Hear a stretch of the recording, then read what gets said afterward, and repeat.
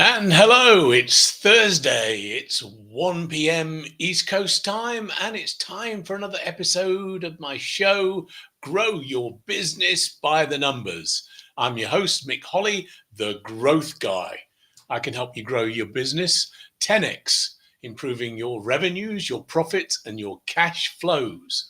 And this week, we're going to be talking about an incredibly important topic, and that is building your executive presence. Executive presence.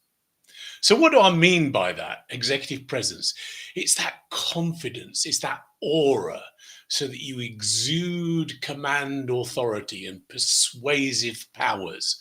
So powerful, in fact, that you could talk a salivating dog off of a meat counter. That's how persuasive you would be. And you've seen these people, you admire these people that seem to be able to walk into a room, charm the audience, and everybody's hanging on to their every word. And when they call them to action, they rise and they do that. So is this an innate skill? No, it's not. It can be taught. And I'm going to start that process. I'm going to give you some tools and techniques today to build your executive presence. Now, the techniques that I'm talking about, I'm going to talk more within the context as if you're talking to an audience. Maybe you're giving a presentation to a group of your clients. Maybe you're speaking at a round table. But all of these techniques can be applied in a one-to-one situation. The more confidence, the more aura, the more presence that you have, the more that you can convey your message and get buy-in from the person or the people or the audience that you're talking to. So I've put together a few slides for you to illustrate some of these points. And here's our agenda. First of all, Act One, we're going to be talking about what is this command presence, this executive presence. And secondly, I'm going to talk about how we communicate. What are the modes? How do we get our message across? What is that communication spectrum? Because there's a lot of bandwidth that you're probably not aware of that is communicating your message. Act Two, then, I'm going to talk about how we can amplify your message. I'm going to be talking about how you can use your voice. Remember in the Star Wars, the Jedi, they're not the ones that you're looking for. That kind of voice. Eye contact, right? Making sure that we contact each other and that we the eyes are the windows to our soul. Our posture, how we comport ourselves, and our words, the power in our words. How can we make those words more meaningful, more interesting? And then if you stay around to the end till Act Three, I'm going to give you some ideas about how you can put presentations together, a little bit of structure, not too much on that, but the real bonus at the end is if there was an elixir that you could drink, let's say, right, I have some in here, and I drank that and it built my aura, increased my confidence, it exuded my presence. Would you want some? Well, I'm going to show you at the end how to get some of this elixir and how to build your confidence. So let's get going. So here's a slide. Here's two people. Who would you believe or buy from? Of course, the lady on the left in Time magazine is Mary Barra, the Chief Executive Officer of General Motors. She looks very imperious, very serious, but she exudes presence. Whereas this person on the other side of the slide, I just picked a random image off the internet. If they ask you to do something, would you do it? Would you believe them? Do they have that same gravitas? No, they don't. And so they're communicating very, very differently. And in a survey, a company did a survey in 2012, still relevant today, and they surveyed 268 executives. So if you're in the corporate world, right, the executives said, they asked them, what does it take to get promoted? And 26% said it's executive presence that gets you promoted. Because if you're leading an organization, like you may be a business owner, right, and you've got 40, 50, 20, 10 people, you've got to lead them, you've got to direct them, you've got to inspire them. And so your ability to command, your ability to communicate is absolutely vital. So here's a guy you might recognize on the top. So the question becomes, how do we build executive presence? How do we do it? Right. And here are two lecturers, two presenters, if you will, right? The guy at the top is Bill Nye, the science guy. And at the bottom, he's a multiple PhD professor, and he's teaching the arcane subject of quantum mechanics. And he's got a blackboard, he's got his back to you. Which of those two do you think would inspire greater learning? Who would you rather draw if they were to teach the same subject? Who would you rather have, right, telling you about that subject? Well, Bill Nye, right? So here's a very, very fascinating study that was done by a lady called Nalini Ambady, Ambady. And what she did was she filmed college professors delivering their lectures. And then she took a 2-second silent video clip. No words, just the 2-second movie of those lecturers teaching class. And then she got a group of students and asked them to rate that professor's ability to teach. How effective would they be? And they got them a score. And then the students went to college, and after a semester, she did another survey. She randomized the people and said, okay, give me a score on those professors' ability to teach. And there is a 1-to-1 correlation between that 2-second clip and their actual experience. So what I'm saying here is that human beings have this amazing ability in the space of 1, 2, 3, 4, 5 heartbeats to make an assessment of you. You're communicating somehow non-verbally, and you're communicating power, authority, your ability to communicate, your approachability, your likability. So you've got to be in command of that first impression. Very, very important. If you walked into a meeting, when you shake hands with somebody, or if you stand on a stage, in 5 seconds, 2 seconds, people have already made a judgment on you. So what are we going to do to do that? So here's a question for you. I want you to think about this and put your answers in the chat. I'll bring the chat up there, see what people say. How much of our communication do you think is non-verbal? Just take a minute. Give me a percentage. Okay, I see some percentages here. 30% non-verbal, 50%. No, somebody a little bit closer, 70%. The answer is, ladies and gentlemen, this may surprise you. 93%. If you take how we sound, 38% of our communication is how we sound. 50%, 55% is how we look. Only 7% are the words that we actually use. So 93% of our communication is non-verbal. And you might recognize this character on the right-hand side, Marcel Marceau, the great French mime. There is a video you can watch. It's called The Petit Café on YouTube. And look how much information he conveys without using any words. So we need to master this whole spectrum in order for us to communicate effectively. So how we sound is our voice and our cadence. How we look is how we dress, but it's also as much how we hold ourselves, how we connect with people with our eye contact, our gestures, right? How we look overall, and 7% is our words. Now, what do we spend all of our time on if we're going to give a presentation? We spend all of our time thinking about our words. We think about our PowerPoint slides. One fact, if you're going to give a presentation, here's the thing.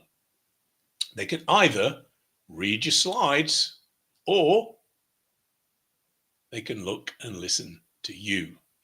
So importantly, don't over rely on slides as being your mechanism for communication, because you want them to hear what you're saying and how you are communicating with your actions and your body, because all of that is powerful communication.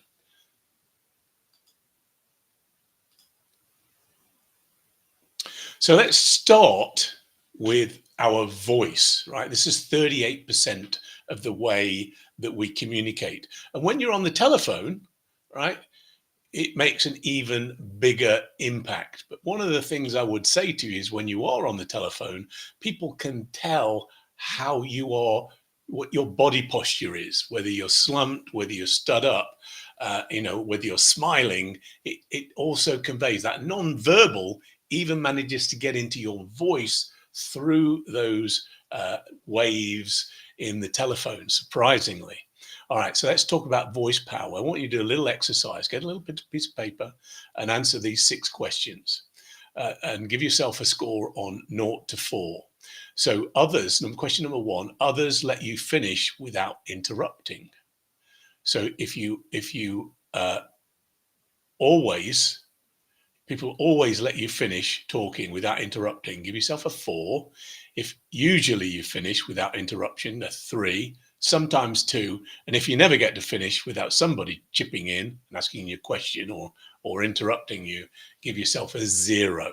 Secondly, you speak without being asked to repeat yourself. If you're very clear, right, people aren't going to ask you to repeat. Always you speak without having to repeat yourself is a 4, usually 3, sometimes 2.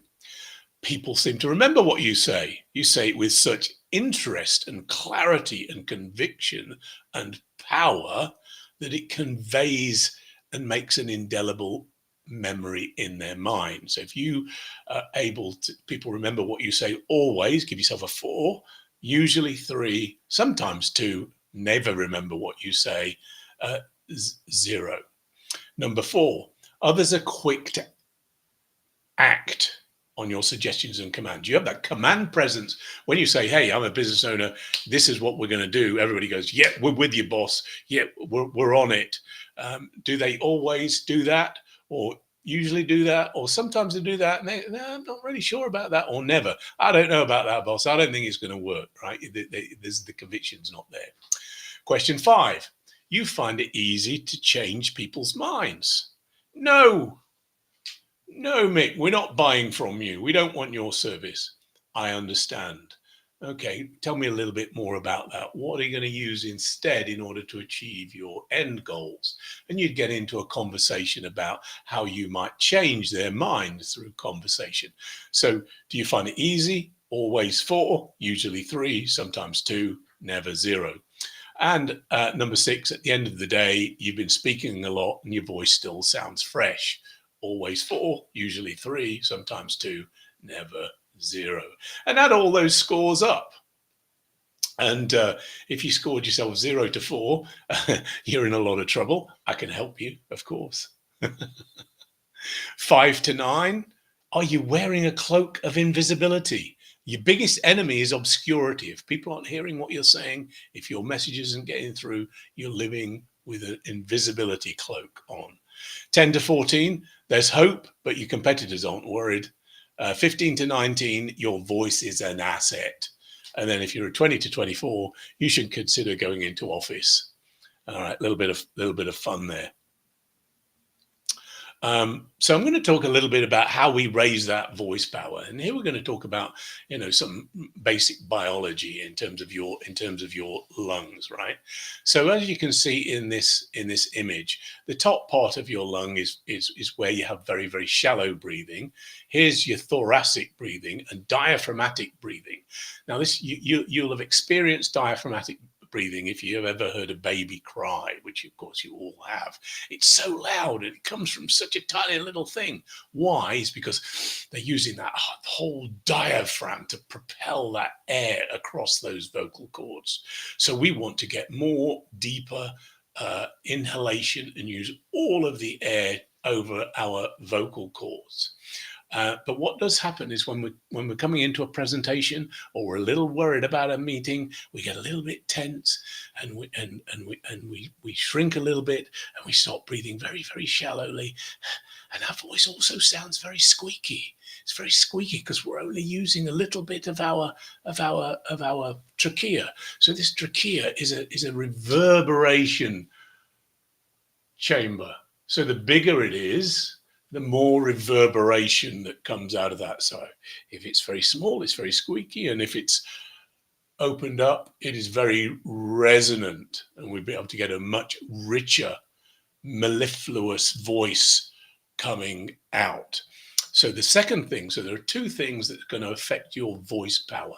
Number one is making sure that we breathe. So breathe deeply and use all of your lungs to be able to get your amplification. And I want you to think there's a string on the top of your head that actually just lifts your head slightly, so that we have now a full reverberation chamber to be able to communicate that power. Now, I'm going to play you a little video here. So some of you may know, you can tell from my accent, I'm from the United Kingdom, and one of our prime ministers was Margaret Thatcher. You've probably seen the movie, The Iron Lady. Very, very powerful speaker, but she wasn't always that way. Before she became prime minister, she was, I forget which department she was in, education or health and social services. But when I went to school a long time ago, every pupil got a little, every day got a third of a bottle of milk. So they deliver these crates in, and they would, you know, how they try and get you to be leaders and feel what a leader looks like. You know, everybody would get a turn at being the milk monitor, and you'd be able to go around and you get a little, you know, those letter openers, and you pierce the foil top of this little glass bottle, and then you pop the straws in, and then we'd come to milk time. Every child who was at school in the UK would get nutrition every day. Millions of children. Fantastic, it was fantastic. But Margaret Thatcher said, no, it's not the government's job to feed people. We need those resources going into other things like teachers' salaries and such like that. And so she cancelled the whole milk program. And so her nickname at the time was Margaret Thatcher, the Milk Snatcher. And so when she became, you know, prime minister, she had a lot of baggage that she needed to overcome. And Sir John Gielgud was this very famous thespian, this actor, and he had a great voice. And he said to Margaret, you can't lead the country with a voice like that. You sound too squeaky. People are not going to believe you. She didn't have the presence that she had now. So I'm going to show you a little clip where it shows you before she had the vocal coach and after she had the vocal coach. So you can see the impact of a slight change in your tone has on believability. So let's see if this will work for us.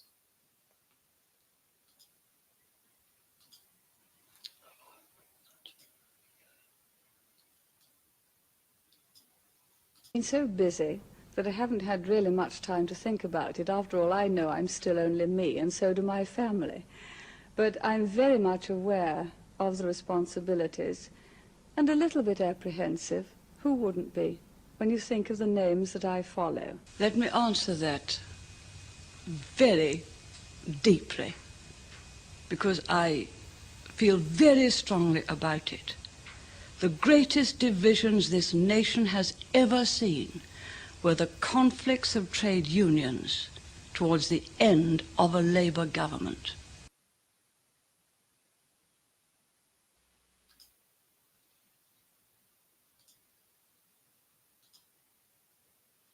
Pretty impressive, huh? So you saw before she was a little higher pitch. She wasn't really looking, you know, at the speaker. But in the second part, I think I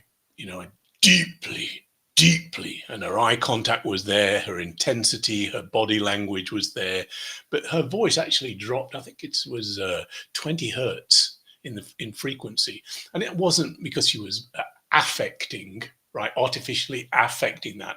It was that her posture, and she's using her resonating chamber to be able to communicate with authority. She became a very, very powerful leader. She went from the person that stole milk from young children to being, you know, a prime minister of the United Kingdom, Great Britain, Northern Ireland. Fabulous, fabulous. So that's the power. That's the power of voice. And there's one more thing that I wanted to commentate on in terms of voice that would make a really big impact, and that is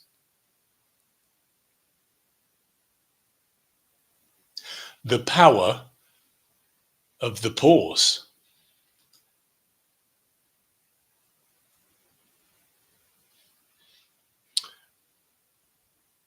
So you saw what I did there, right? Well, you heard what I did, right? When we're giving a presentation or a talk, we don't want to just run our words, over and over. We want to have a little bit of a cadence. And when there's something really significant, an appropriately timed pause will give great emphasis on that next point. So make sure that you think about putting pauses in important points in your presentation or your narrative. So I want to give you some tips on the voice, and we'll end here on voice, right? So number one is I want you to breathe deeply.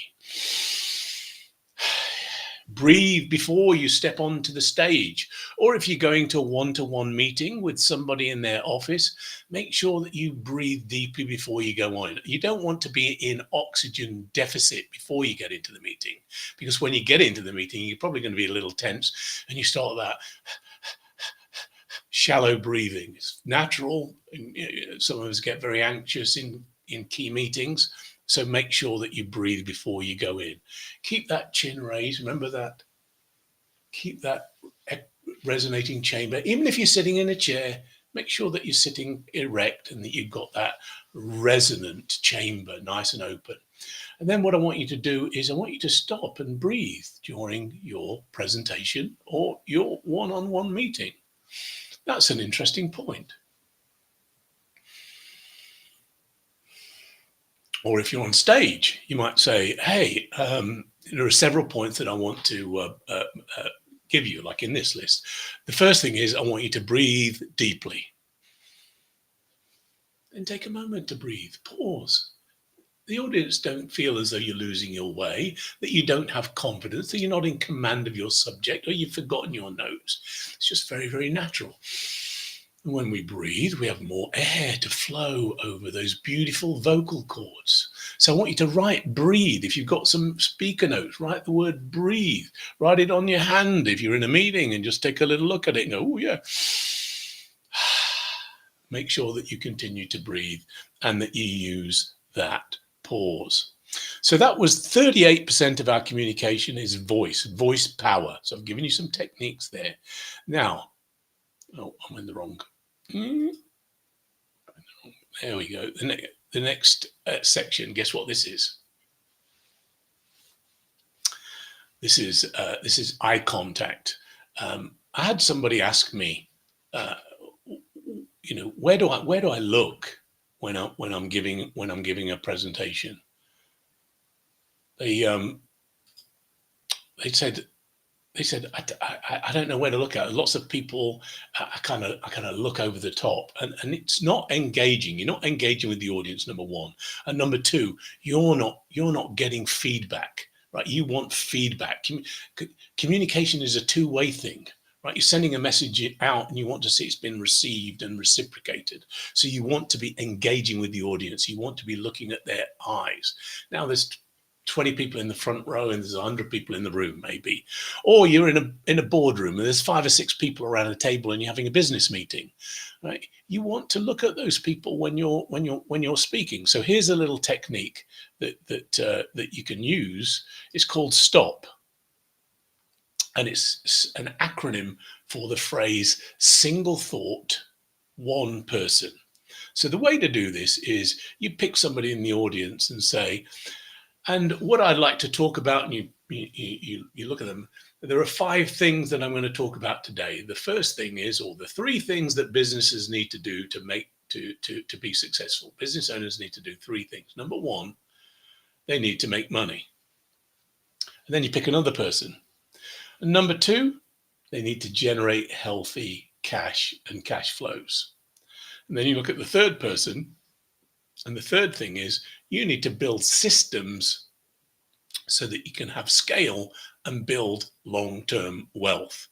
And that way you can use eye contact very, very naturally during the meetings. Pick people out, and certainly when you're in a room, in a boardroom, don't be looking at the chart and talking about points on the chart. You want to be looking at the people in the room and getting their feedback and interaction, because that link is going to draw you into them. They're going to be watching you and listening to you.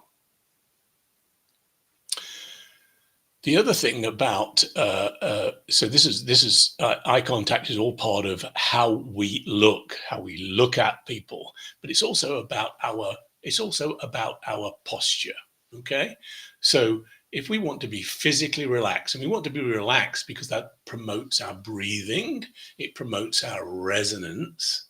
So we want to be able to be, very relaxed in terms of how we stand or how we sit. So it begins with our posture. So often we'll get tense and our shoulders will come up to our ears. And again, that restricts our airway. It makes us squeaky again, and our breathing is shallow. So I want you to practice the shrug, get the tension out of the shoulders. In fact, one way of doing that is shake and then adopt a neutral position. And when you're standing, just don't be like this. Let those shoulders down, shrug, let everything go, relax, keep that head up high, keep your hands down, and then stand in a neutral position. And people ask me when they're giving presentations, I tend to wave my arms around. I'll walk around a lot. If I walk around a lot on here, it makes you dizzy, right? You don't want to be doing that. When you do have action, it needs to be with a purpose, and you can naturally use your hand gestures to make certain points, but random movements are a little distracting. So just pay attention to that. Have somebody look at what you're doing and see if there's excess movement. And then pockets. We want to avoid having anything jangly in our pockets, because we'll tend sometimes to put our hands in our pockets and we'll fiddle. And it's a distracting sound, and it messes with takes attention away and confuses the audience. So when you are making points, one of the things I would suggest is that, here's one of the points that I want to make. And the second thing is I'd like to talk to you and emphasize this point. And as I was contemplating coming in today to make this presentation for you, 2 thoughts actually occurred to me. So did you see what I did there? I didn't walk and talk, because now if the walking movement is not congruent with what you're saying, it doesn't add, it doesn't reinforce, it just detracts, it confuses. So just be very, very careful about your movements, and stay steady. Okay, so we've talked about our voice power. We've talked about the 55% of how we look, how we dress. Always dress smartly. You might notice that I put a jacket on for this presentation because I thought it would convey more professionalism when I'm teaching a subject titled Executive Presence. If I was wearing a t-shirt, and a baseball cap, and you were an executive in a Fortune 500 company, you might think, I'm not sure about this guy.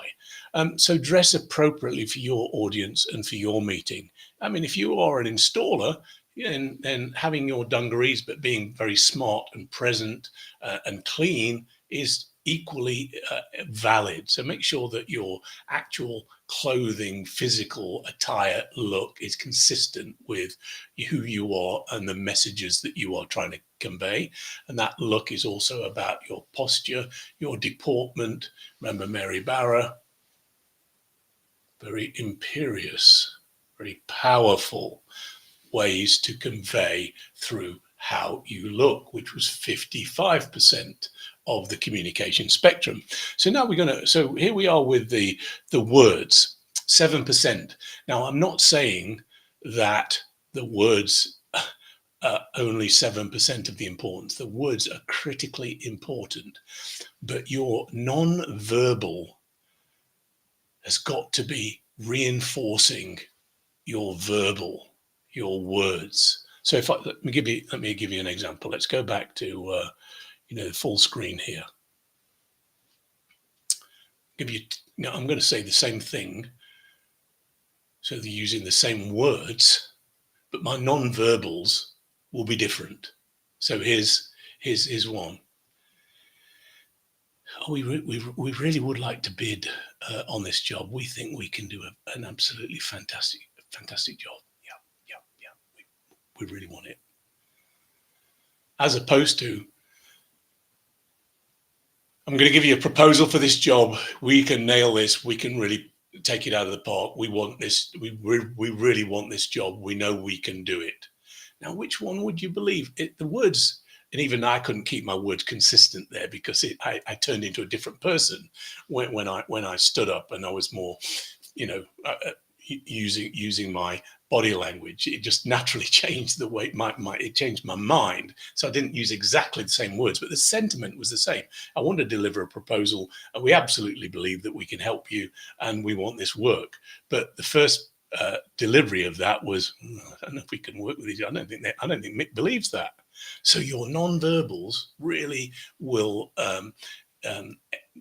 project your inner beliefs, and they need to be consistent with the words that you are using. Otherwise, people are saying, yeah, talks a lot, bit of sales spiel, don't know if I believe him.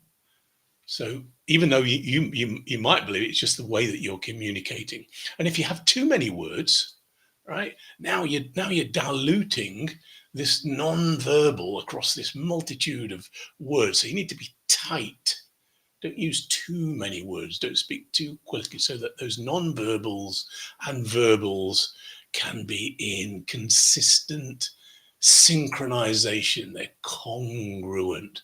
And when they're congruent, they're powerful, and they will reinforce, magnify, and project the message in a very clear and compelling way. It might have been a lot of fun doing this presentation, by the way. I hope you're enjoying it. So yeah, I love this quote by Maya Angelou. People will forget what you said. People will forget what you did, but people will never forget how you make them feel. So one of the things that we want to do with our words is to make sure that we are creating emotion. We're getting an emotional response. We're tapping in to the receiving emotions. And not all data and facts are equal. So in that little triangle there, you can see at the bottom, we've got data. These are the facts, but they don't really move people. So your head's thinking about these facts. Well, that's a good fact. But the heart, if you can really engage emotion, you can drive people to action. Emotions drive actions. Facts drive thoughts. And you want people to take action, hopefully, in using your services or rallying around your cause or whatever it is, whatever idea it is you're trying to convey. And what you really need to do is, what I like to do is I have a jar where I fill it with all of those emotional things: emotion, trust, beliefs, ideas, stories, and I put them into this jar. And then just before I have a meeting or a presentation, I open the jar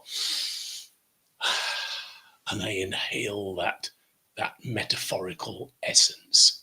And I'm filled with all of these ideas and stories that I can convey. So what I want you to do with your words is I want you to be very tight about your message, but I also want you to inject some emotion. And I'm going to illustrate this through the power of stories, because stories are the way that we have communicated ideas since prehistoric times. When there wasn't any writing, they couldn't even speak.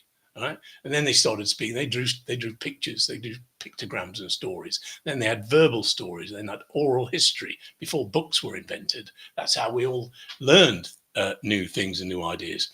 So I'm going to illustrate a fact, and then I'm going to present those facts in the form of a story so that you can see the difference. So here's a fact. The Queen died. The King died. Okay. The royals died. Those are the facts. Here's the story. The Queen died. The King died of a broken heart. Oh man. Oh, now you got all these images. You're drawn into that story. Oh, you think the Queen and the King were so much in love. Oh, what a tragedy. This is awful. Oh, but the fact that they were together and they were perfect for each other, they must have had a storied life, and hopefully they'll meet again in the afterlife. If there's anything in this presentation that you'll remember, it'll be this. Why? Because it's a story, and stories convey complex ideas very, very simply so that you can communicate those with your audience. I want you to use the power of story in your messaging in your talks. And even in your one-to-one meeting, when you're talking about your company, don't just list fact, fact, fact. We've been in business this long. Fact, fact, fact. You know, we've done this. Fact, fact, fact. These are our products. Fact, fact, fact. I want you to tell them stories. Oh, you wouldn't believe what happened. Yes. I mean, you know, a lady here, she does water restoration when there's floods. We've just had floods. And she says, oh, yes, last night, you know, they called me, they had floods. And, you know, I came in and we saved all of their valuables and their photographs that would have floated away. Decades of memories would have been destroyed, but we saved them. Wow. How much more powerful that is, you know, I help you prevent floods and water damage. Much more powerful. So inject those stories into when you're talking to your prospects and your clients. So I'm going to talk a little bit about structure. This presentation, you know, I don't have time to go through it in a lot of detail, but I'm just going to give you an idea, and we can work on this separately or in a different show. Every good speech or presentation has these elements. Number one, very clear objective. Who's your audience? What it is? What is it you want to accomplish? You have a goal. What's the purpose of this meeting? What do I want the audience to do at the end of the meeting? Why are we having it? Right. And then you've got some kind of idea or premise. Here's my change program. What I want you to do is to enroll in this. Here's what we have a free offer for our, you know, heating systems. We'll come in and do a check. I'd like you to sign up for that. We'll come and do that. Whatever your call to action is, you've got one idea that you're going to use. And then you're going to weave a story. I'll show you how to build a storyline. And the story has always got to have a good opening, a solid middle, and a memorable ending. So you don't want to be stumbling at the beginning, mumbling. You want to have a really crisp. So my advice to you is to memorize both your opening and your ending. You can have your little speaker notes, right? Your little cards, but even going into a meeting with a customer, where you sit down one-to-one, you should have a very clear sentence that you're going to say after you said, you know, hello, Alice. The reason for us meeting today is, and you say that perfectly, fluidly, with conviction. And so you've memorized that. Then it has a decent middle. And then, you know, we're going to finish with a crescendo, the call to action. And in terms of a storyline structure, this is a typical structure. It has an intro, a middle, and an end. As I've said, have a very clear objective and this one big idea. And as the story builds, right, you're coming to a crescendo at the end. You're building excitement to the end. So you don't need to start off, you know, totally 100 miles an hour with huge energy. You want to, you know, maybe a little lower tempo, a slower cadence at the beginning, and then move towards a little bit more excitement, a little bit more passion, and that crescendo right at the very end of the meeting. And then in the middle of the presentation, don't try and do too much. Some people list 54 different things that my company can do. Focus on 1, 2, or 3 things. The power of 3. 3 is a very good number for the human brain to get its machinery around. So 3 points illustrated with some facts and some stories. And then at the end, that call to action. This is what I would like you to do at the end of the presentation. Memorized. That's your story structure. And that through line links everything together and has that story arc. It's all connected. Keep your words tight. So I said at the end as a bonus, I would give you an elixir that you can mix yourself to build confidence and command authority. It sounds zany, doesn't it? But it's actually very, very true. Here's a fun part. I want to have a little bit of fun with you. So I went on to Chat GPT, and I said, "Hey, you're Hermione, and you're in potions class at Hogwarts, and I want you to create for me a confidence potion, and give it a name." And they came up with Veritox Elixir, which means truth and action. Veritox from the Latin. All right. And it gave me these ingredients. But look at what the attributes of the ingredients are for that confidence. And then they're headlined in red. Courage and self-assurance, resilience, a composed mindset, bravery and boldness, and positive affirmations. And we get that from the dragon leaf essence, the dragon leaf plant, phoenix feathers. You remember Phoenix, the Fawkes, the phoenix in Harry Potter? He's born, he's renewed. We have a composed mindset using the calming energy of the moon. Remember I talked about calm, relax, shrug, right? Calm the mind, calm the body. Bravery and boldness. We're projecting boldness. And then we have confidence through our positive affirmations, our belief systems. So that was the fun part. Here's the reality. Here's the reality. It's this killer. This killer. You all need to be doing this. It's called the power pose. Now, Amy Cuddy, a psychologist at Harvard University, did an experiment where she looked at what this pose would do. When you stand like this, and it's no different to what I told you at the beginning, right? Shoulders shrugged, very tall, open, make sure we got that breathing, very, very open. It's called a power pose. And what she discovered by testing the blood chemistry of lots and lots of her studies who happen to be students, it raised testosterone levels by 20% in both men and women. What that does is it gives you more confidence. Your testosterone goes up, right? You get excited.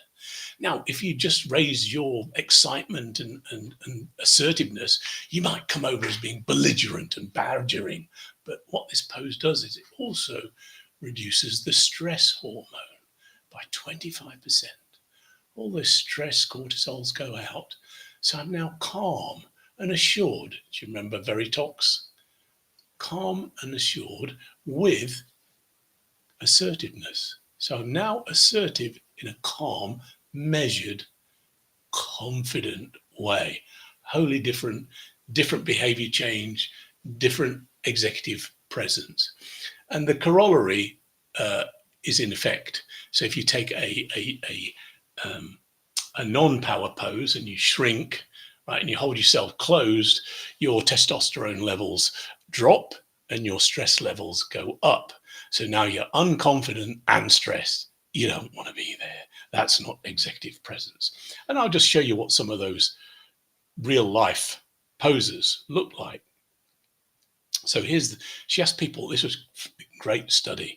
She invited these students to come in for a job interview. I mean, there's nothing more stressful than a job interview. And it was an interview with 3 panelists. You hate those interviews, don't you? When you've got 3 people and the panelists were told not to give any feedback, to be very stoic. So they're very stern. and you don't know whether you're sinking or you're swimming, what's going on, and they're asking you questions, and it's a bit like Shark Tank. Did you realize in Shark Tank, when those contestants come out, on the TV, they walk out and the judges start asking questions, the sharks asking questions? That's not how they do, right? They move you out under all these hot studio lights, you've got cameras everywhere, and then they make them stand there for 2 minutes, and the sharks say nothing. The sharks just look at them. I mean, can you imagine the stress levels building? It's a test of their mettle, and it also creates a little bit of, TV excitement, a bit of drama. All right. But here are some of the poses. So what she asked these students to do was she split them up, right? And half of them, she said, I want you to adopt a sit in a chair, lean over the desk, right? Very, very closed pose. And some, more open poses, standing up, leaning back, arms open. And then they did a study, and the interviewers did not know who had taken the high power pose and who'd taken the low power pose. And all the high power pose students got the job. How cool is that? Very, very cool. So what I want you to do is, before you go into a presentation, I've asked you to breathe. Take the power pose. You don't have to look like Superman or Superwoman or Wonder Woman. You can just walk around. But what do we do when we're going to go into a meeting? We sit in the lobby, our client's lobby. We sit down and we're reading our notes, and we're closed. That's causing our testosterone to fall and our stress levels to rise. Well, what I want you to do is, if you go into a meeting, I want you to walk around that lobby and be open. Breathe. Pause. So you're going into a meeting with oxygen, plenty of oxygen, and you've mixed your own elixir. You've already drunk your own Kool-Aid. You're so much more powerful. Do that every time. This is killer. Build your own elixir. So I find that a really, really powerful thing. And you even saw a little bit of that when I tried to do those two presentations where I used the same words, but one with, like a little closed pose and one with an open. How much different it changes your chemistry, it changes your mindset, it changes the power, it invokes much more presence. So here we are with the summary of this short presentation. I thank you for joining me today, but here are the things that I want you to focus on in terms of being able to build your executive presence. Number one, before you go into a meeting or a presentation, breathe. Get out of oxygen debt. Then I want you to, when you're giving your talk, pause at certain moments so you can continue to breathe and stay calm. And I want you to think tall. I want you to think your head comes up. Even if you're sitting down, I want you to be a little bit more erect. I want you to be a bit more open. That's going to open up your chamber, and all of that is going to impart voice power, resonance, and believability to your voice of authority. Secondly, eye contact, how we look. Always look at people in your meeting. You don't have to look at them the whole time, but occasionally, catch them in the eye when you're wanting to make certain points. It might feel a little uncomfortable, but, get into the habit of doing it. And if you're in an audience, use the stop technique. Single thought, one person. Thanks for coming here today. I'd like to talk to you about building your executive presence. Interestingly, I used to teach Fortune 500 executives how to do this because they have to command and move organizations of thousands of people. And if they weren't able to communicate, people wouldn't follow them. So did you see there where I use the stop technique? And you want to have a rooted posture. You want to make sure you've got the shrug, that you're relaxed, and you've got neutral arms and legs, and you don't walk and talk. Then the words that you do use, I want you to inject emotion. I want you to put stories in there because that conveys complex ideas in a way that people can absorb them. And then in terms of structure, I want you to be tight with your words. I want you to have a clear objective for what you want to say. I want you to have a clear idea of what you want the audience to feel and do, and then maybe make 3 points and finish with an ending that you have rehearsed. And make sure that you do your power pose before you start, and that will give you huge amounts of impact, huge amounts of executive presence, and you will be a much more powerful communicator, much more believable, and people will follow you. So thank you for joining the show. I'll be here every week, 1 o'clock East Coast time. You can see a recording of the show on my YouTube channel. And if you enjoyed it, please share it with others. And if you've got a major presentation coming up, or you want to be a more effective communicator or leader, I coach people. I help them grow their business. I help them grow their numbers. I help them grow their voice, their messaging, and I amplify that voice to the market so they can grow their revenues, profits, and cash flows. I'm Mick Holly. This was Grow Your Business by the Numbers, and I look forward to seeing you next week.